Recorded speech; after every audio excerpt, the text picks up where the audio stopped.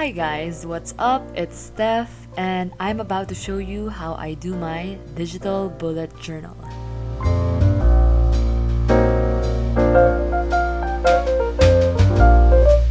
I actually made a year setup a while back, so if you want to check that out, I'll be sure to link it down below or put it in the cards up here. This template is free and downloadable and will also be linked down below.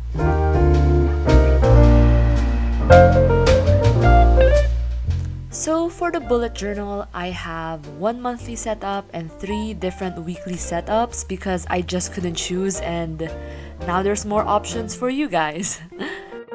If you've chosen a certain weekly setup, you can just delete the ones that you won't use here in the thumbnail selection.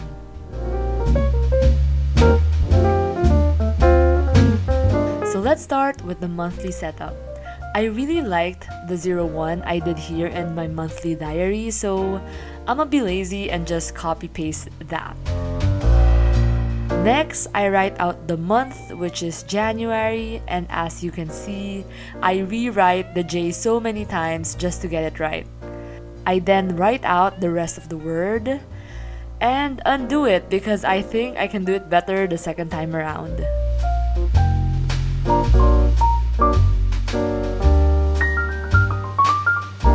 Next, I fill up the days. I start my week with Monday because for me, weekends should be at the end as they are called weekends. But with a blank template like this, you can start your week on any day you'd like.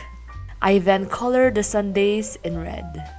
I made this space here as budget trackers, but really you can make them anything you'd want it to be. Food and shopping are my main expenses lately, so I'd really like to cut on that because especially with online buying, you aren't that conscious of your spending. So that's one of my major problems right now, and hopefully this is a solution. Now this part right here is the goals section. So I look at my 2021 goals and copy paste them here and retrofit them into my monthly goals. So I'm actually an architect by profession, and right now I'm directing 2 design studios, which is Studio Saya and Furry Spaces. And then I highlight Furry and Saya to their respective project colors, which you will see more in play later on in the weekly journal. So as usual, my lazy self is just copy pasting everything that's copy pastable. And we are going to interrupt that bit for a commercial break because I got a snack. It's fried kamote. What is kamote in English? It's fried kamote with mayo, and I just love that snack so much. So here I like to put the main goals per brand, whether they be deliverables or projects, just so I have an overview of what this month's priorities will look like. I then write out my other goals, my lesser goals I guess, like YouTube and reading. This 2021, I'm trying to read more. I feel like reading paces life a bit, especially since my days as a designer are always so hectic. So yeah, that's one of my 2021 resolutions. Try to slow down a bit. These are some book recommendations I got from friends, but right now as I'm editing this, I have yet to read the first one on the list. But that's okay because it's a process. I'm trying to build this habit, and what matters is that we are trying, we are writing down our goals, and we will achieve them. Eventually. Maybe just not this month. So once again, because this 01 is just really too perfect, I copy and paste it to week 01. I also copy all the days from the monthly and transferred it to this mini version in the weekly.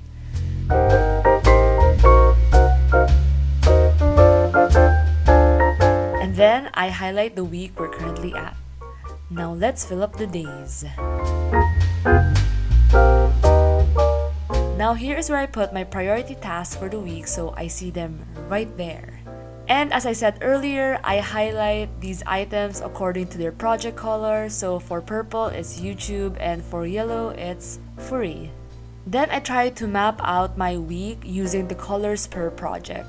I try to think of work in chunks of morning, afternoon, and night versus writing down the work I have to do per hour because that never really worked for me, as most of my work usually takes a couple of hours to do.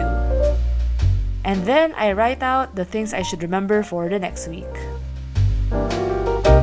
And then I just write all my to-do per day.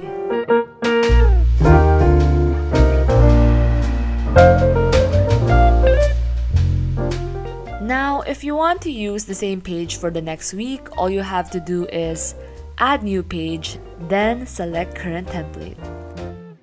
But for the next week though, I tried out this second template. So once again, I just copy the days here and move the highlight to the second week.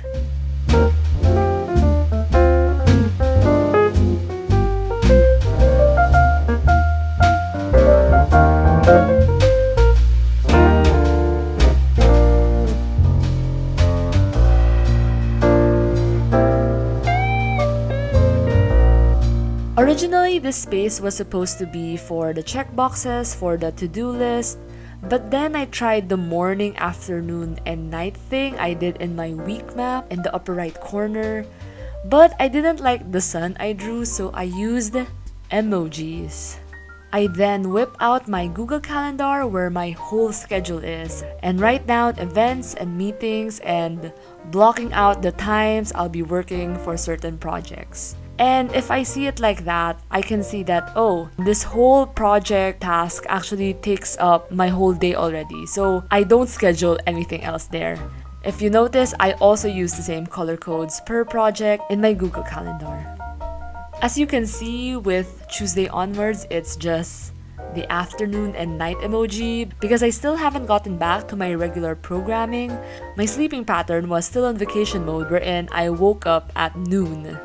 The only morning schedule I kept was the Furry Heads assembly meeting because my brain really remembers, like it's awake with important events like that, but it's so lenient on tasks or work that don't involve anyone else. So if I say to my brain, hey, you have to wake up in the morning to do this work, if it's just me, like I'm just gonna sleep an extra 2 hours. So yeah, I don't know why I shared that. I thought it was just fun how my brain plays favoritism. On this wide blank page on the right, I write all my ongoing tasks. Tasks that don't really have a set day. And some other things as well, like things I have to remember, things I'm grateful for.